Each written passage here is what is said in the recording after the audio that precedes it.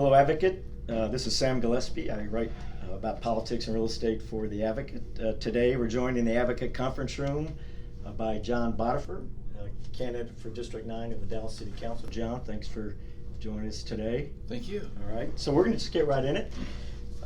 John, since the last city election 2 years ago, what do you think Dallas and the City Council have got really, really right and really, really wrong?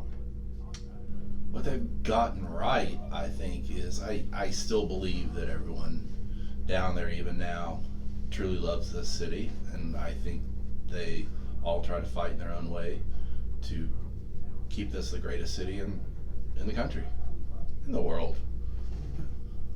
So what they've gotten wrong, I think, are individual priorities that overshoot really what this city needs. I think probably the most litmus test issue would probably be public safety and the last budget vote and the prioritization of what we as a city really expect from a public safety standpoint in our town.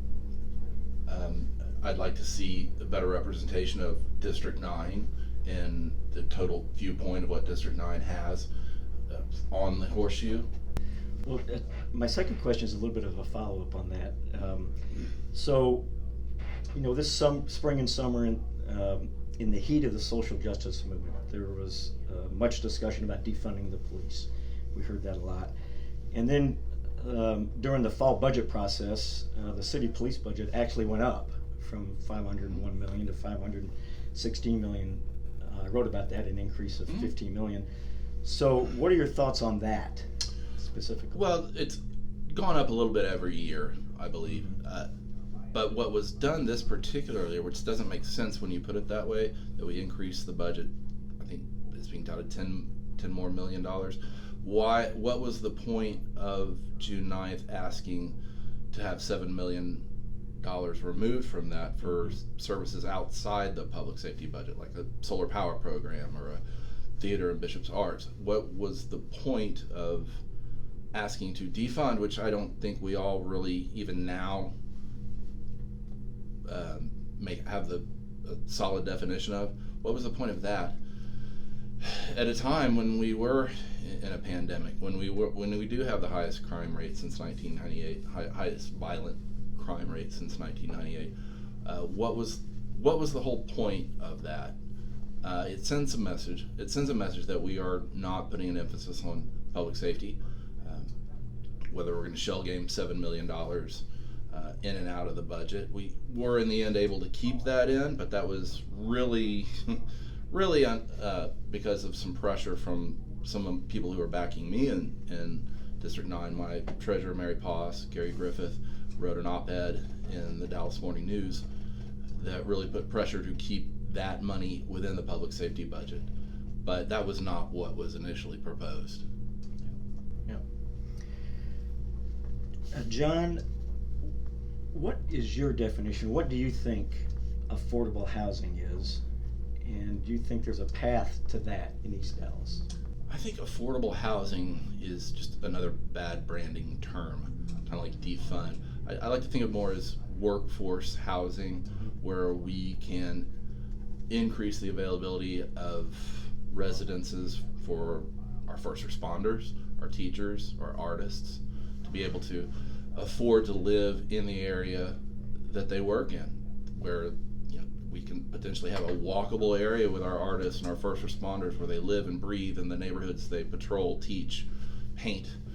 I think, to me, affordable housing means giving some sort of incentive from the city to allow people who are not necessarily making the highest incomes to not be priced out of our really great neighborhoods here. We want those people in our neighborhoods, and valuations keep going up and people keep getting priced out, and we do not need to lose that quality of people here in our neighborhoods and in our district.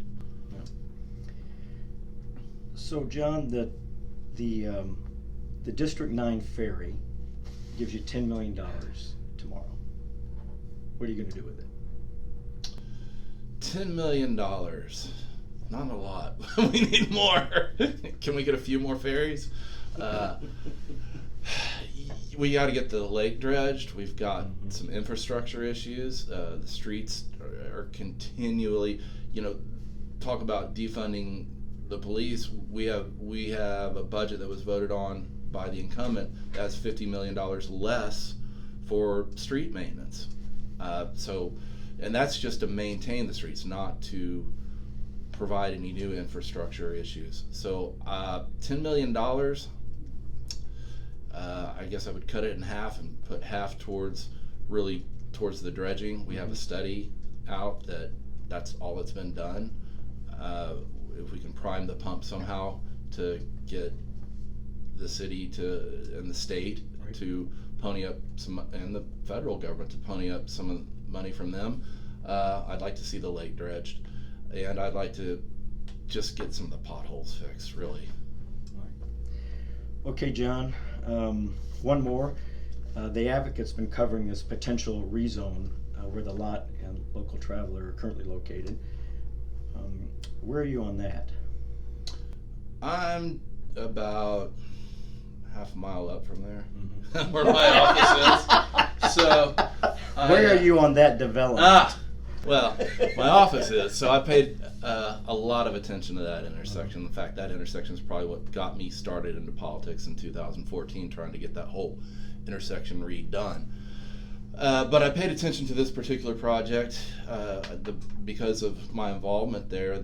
The group, I believe it's Mill Creek, reached out to me, and also I lead Garland Road Vision, to have a presentation. I was one of their first public presentations and invited a few people from Garland Road Vision to watch. I've since seen about 3 other. I like their process. I like that they're engaging the community. I like that they are open to anyone who has a concern or a real issue, that they will listen and try to open up. And I've noticed through their 3 presentations I've watched that they change it a little bit based on the input they've gotten from other previous Zoom meetings they've held.